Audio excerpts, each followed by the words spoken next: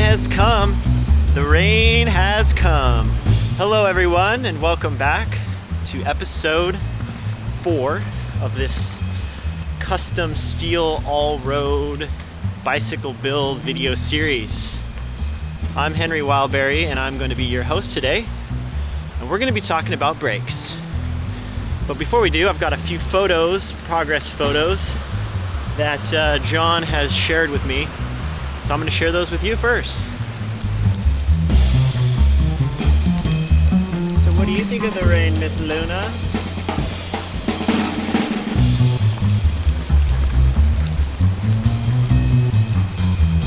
Is it okay?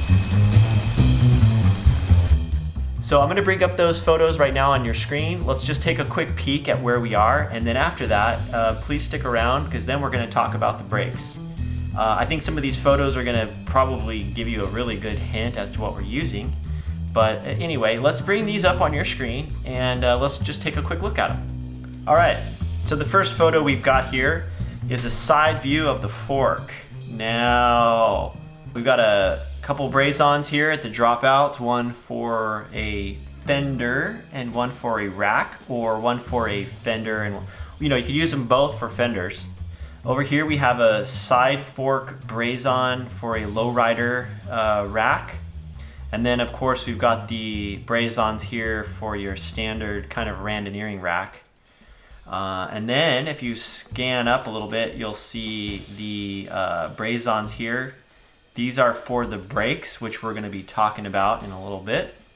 This one, you probably saw this as a thumbnail to the last video, so I won't say too much other than this is just a very beautiful custom fork crown that John modified by hand, I will add. This is going to be a 1-inch threaded headset, so keep that in mind. And this is the frame in the jig. So he hasn't actually done any brazing yet. This is just getting set up in the jig to make sure he's got all the angles right.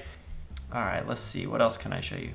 Okay, here's the entire bike with the seat stays not yet brazed on. Nothing's brazed here. I think this is just all a mock-up. I think he's just about to start doing some brazing.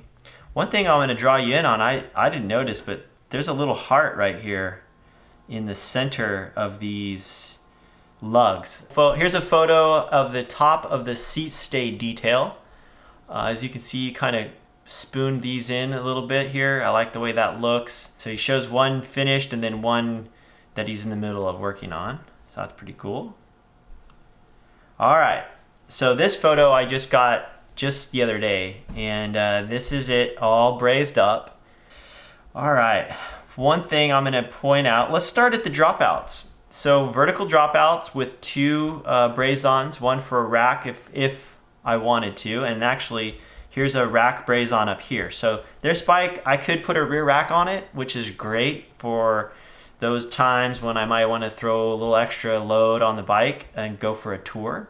Some other things that we could point out is this has a standard English threaded bottom bracket with some work done here for clearancing around the tires.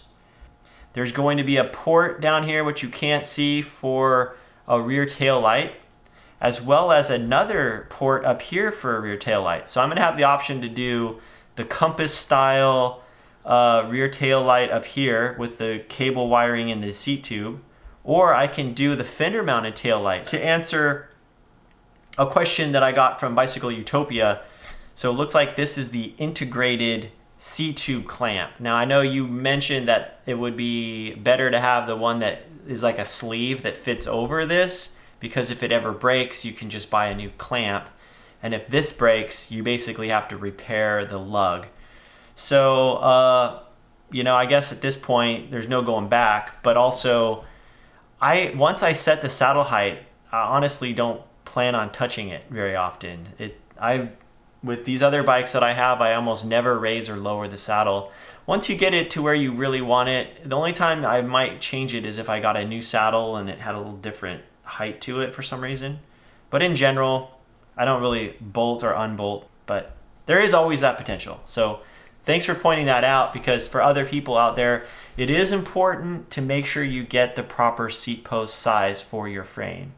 Anyway, yeah, so over here, probably the other obvious thing we should mention would be the down tube shifter braze-on. So this will be for those times where I might set the bike up with down tube shifters, or they make, if you want to use brake lever shifters, then you would have a special adapter piece that would go on here to become the cable housing stop.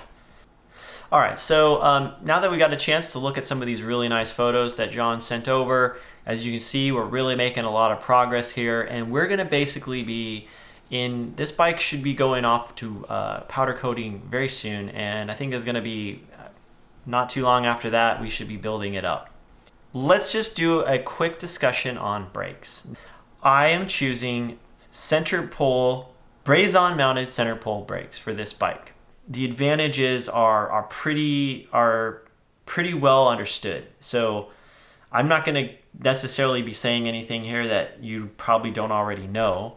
But with rim brakes, you definitely have the ease of maintenance. I mean, you can just look at it and you know how it works. There's nothing internal to it that's complicated or confusing. Everything is kind of on the outside. So you could just walk up and you know what's there. You've got a cable, you've got a lever, and you've got a brake handle. And those three parts are very simple to maintain. They're very easy to adjust. Brake pads, the replacement pads, are very cheap. I think I've seen some down as low as $5 or even less. So when it comes to the pads, they're very, very affordable. They're very easy to replace a pad. With a rim brake, I can use a thin fork. I can use a fork that is lighter and springier. I had a very hard time making a decision between center pole brakes and cantilever brakes. I have cantilever brakes right now on my touring bike, and I really like those a lot.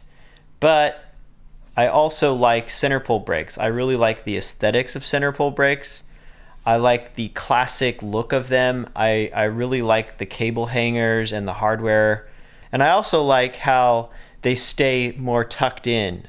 They don't stick out as far on the sides of the bike. Some of you who are fixed gear cyclists can appreciate when I say that simplicity matters a lot when we're talking about bikes. The fixed gear community, a lot of them don't even have brakes on their bikes at all. That their brakes are literally their legs. So the simplicity of the rim brake is really why I'm so attracted to it. Anyway, I don't want to take up too much of your time. Thanks for watching. Let me know what you guys think in the comments section. Do you like rim brakes or do you like disc brakes?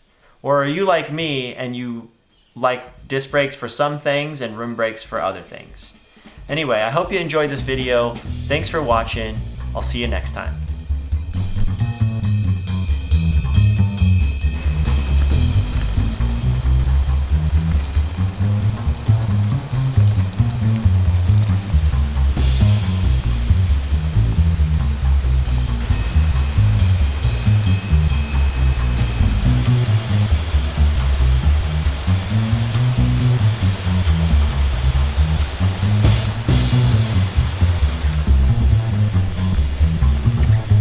Wow.